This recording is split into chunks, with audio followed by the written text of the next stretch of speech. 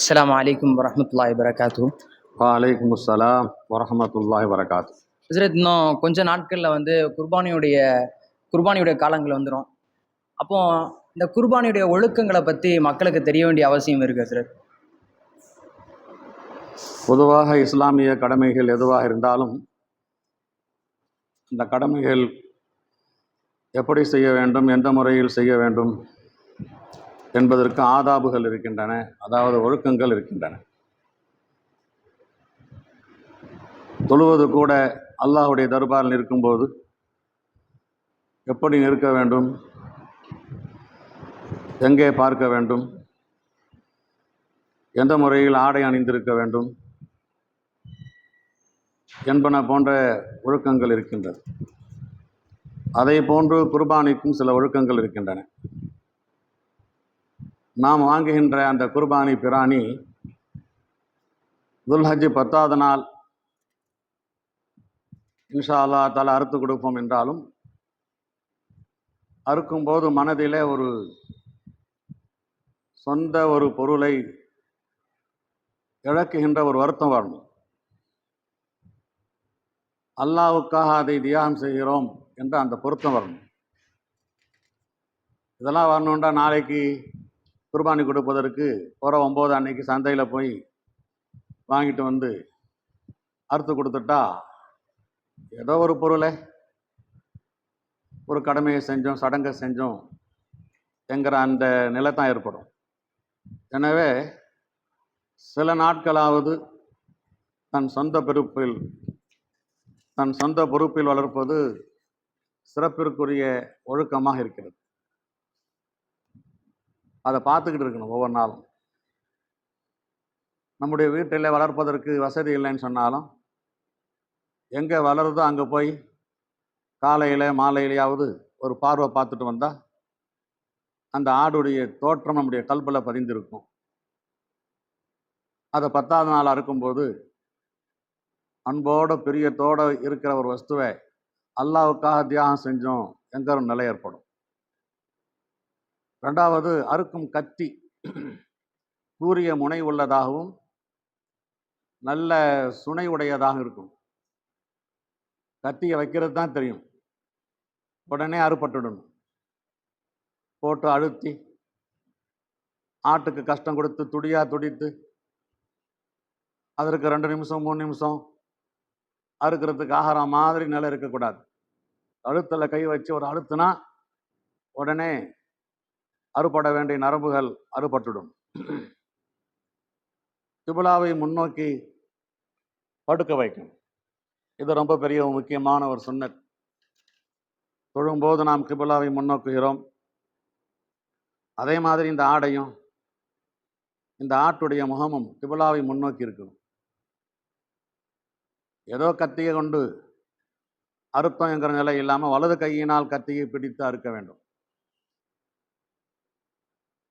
ஒரு ஆட்டை அறுக்கும்போது, மாட்டை அறுக்கும்போது குர்பானி கொடுக்கப்பட வேண்டிய எல்லா ஆடுகளையும் மிருகங்களையும் பக்கத்தில் கட்டி போட்டுக்கிட்டு இந்த ஆடை அறுக்கும்போது அந்த ஆடு பார்க்கறது, அந்த ஆடை அறுக்கும்போது அந்த ஆடு பார்க்கறது என்கிற நிலை இருக்கக்கூடாது.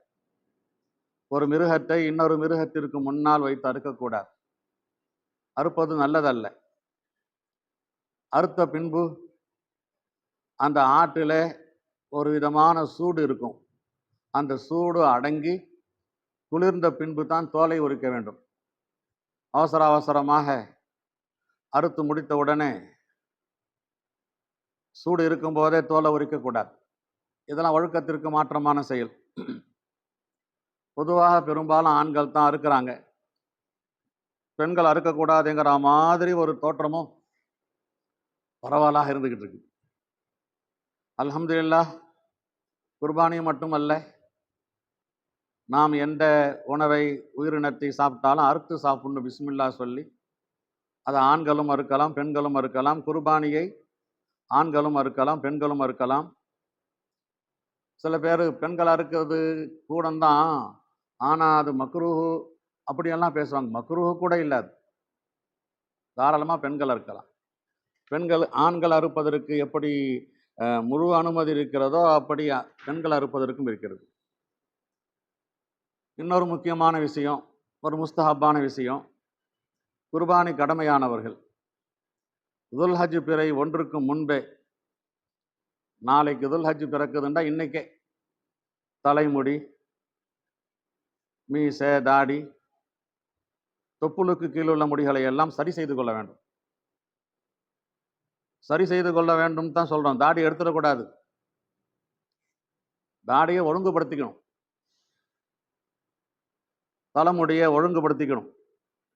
மாதிரி பிசாச மாதிரி தலையில முடி இருந்தா மார்க்கம் அனுமதித்த 3 முறையில் ஒரு முறை, ஒன்று முழுசாக மொட்டை அடிச்சிடுறது, அல்லது 4 பக்கமும் சமமாக முடியை வெட்டி கொள்வது, அல்லது முன்னால் இருக்கிற முடி காது சோன வரைக்கும் வளர விடுவது.